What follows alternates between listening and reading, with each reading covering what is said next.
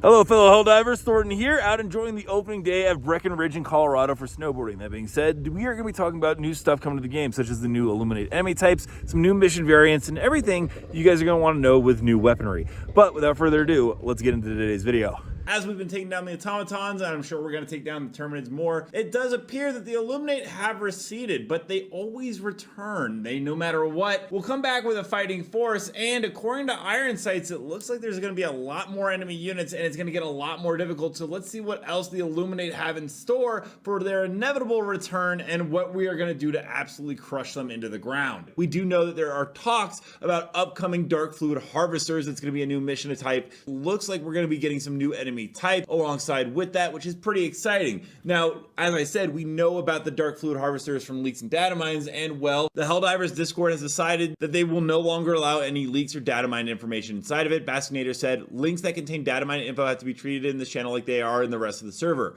You're welcome to make this content, but the links can't be pinned here, can't be shared, debated in chat. You can always put the links in your profile or share them in DMs with one another, and I think that's pretty fair. There's tons of YouTube channels that cover data mine information like myself, and there's other ways to go ahead and glean that information, and most people in the Helldivers Discord don't actually want to see that content, so it's completely fair that they're going ahead and doing that route.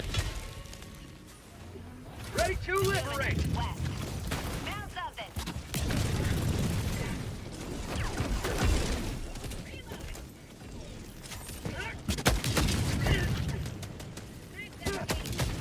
Now, along with that, with this new MO, one of the devs actually said, we want to be more generous with players not actively playing the game or choosing to play their own way, but I reckon there's a deeper problem where we need better encouragement for players participating with the MOs. Having 100% participation means the MOs will always be one though, and that introduces other issues. So it's pretty interesting. There's been talk about like maybe super credits being given to players that do the MOs exclusively, but again, like that dev said, if everyone just focuses on the MO instead of just having fun and playing the game they want, well, it's unlikely we'll ever lose an MO unless it's a story narrative one that's designed to be that way. Along with that, Shams actually talked about a new armor progression system. He said, personally, I'd like to see a total rework of armor passives and tie it to a fun progression system.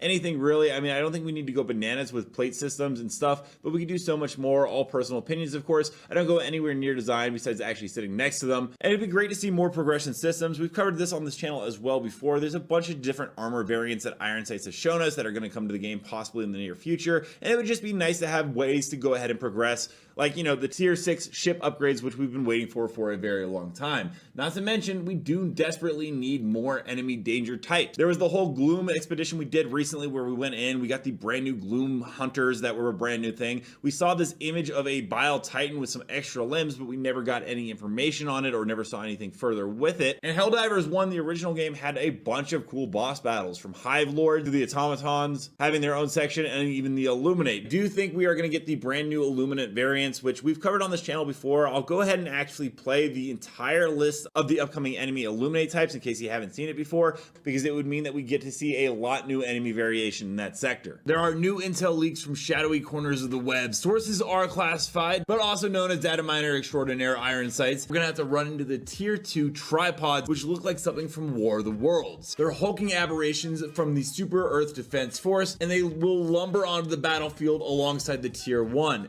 The tier 2, however, have enhanced armor which will allow them to shrug off what would cripple a standard tripod. These Iron Sentinels are rumored to possess the devastating Death Ball ability, a concentrated energy blast capable of vaporizing entire squads, and thanks to what Iron Sights has told us, when they die, they will explode, taking us with them if we are too close to the downed enemy. But the Illuminate are not just a technologically advanced army. There are leaks that reveal a sinister undercurrent of sorcery. Illuminate adepts can stalk the battlefield. They look like this right here, and apparently they will be wielding arcane energies that warp reality itself. I'm really digging the Warhammer 40k like chaos thing going on here. Anyways, their very presence disrupts friendly electronics, while blasts of crackling eldritch energy sears flesh and metal alike. Even more disturbing are the Illuminate mages, shrouded figures who command legions of lesser demons and otherworldly beings ripped from the fabric of your nightmares. Compared to the automatons icons and the terminids, this is something completely outside of our normal elements of warfare, at least that we've experienced so far. And the coming conflict with the Illuminate is going to demand a new breed of Helldiver. Our standard arsenal honed against the predictable tactics of the bugs and the bots may not suffice, and we're going to need some new war bonds and gear to deal with it. New weapon systems are rumored to be in development. Now, we do know that there are going to be many more enemy types coming in, and one of them is going to be the illusionist that you can see right here. And Iron Sight actually let us know that in fights, they are going to be pretty difficult, but they're also going to have a very special death effect. The explosion that occurs upon the death of an illusionist now has sound, and I'll go ahead and play the clip right here.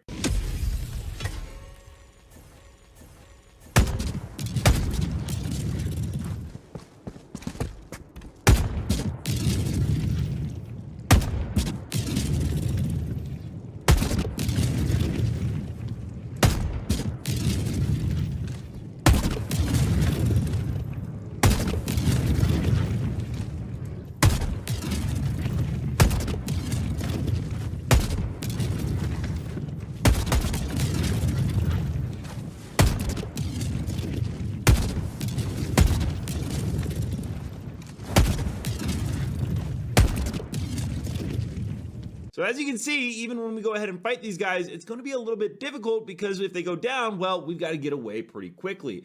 Along with that, with the Illuminate, there's going to be something that comes into play in terms of mission objectives, such as the Dark Fluid status effect. Dark Fluid is, something with Meridia Black Hole that, there's a lot going on with it. But he did let us know that recently updated status effect caused by the Dark Fluid attacks. It has a hallucinogenic effect, but he's not sure if it's working right now. The effect seems unfinished. There's also a Dark Fluid pool status effect that is also not working, but I'll go ahead and play the gameplay clip right here.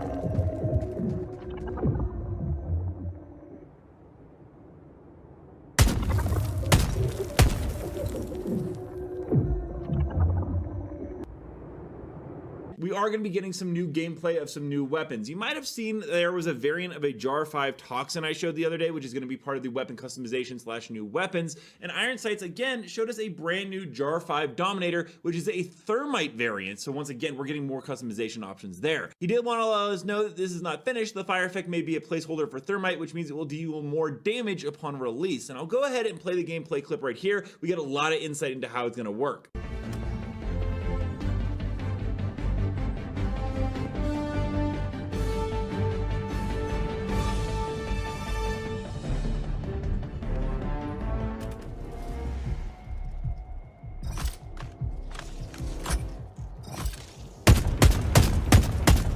Let me know down below, guys, what are your thoughts on all the new stuff coming to the game? And also, don't forget to check out this video right here where I actually go over the brand new outdoor stuff that we did at Breckenridge, and you guys can see firsthand what it's like to ride when there's like almost no snow on the ground. And until next time, everyone, thanks for stopping by. Keep spreading managed democracy.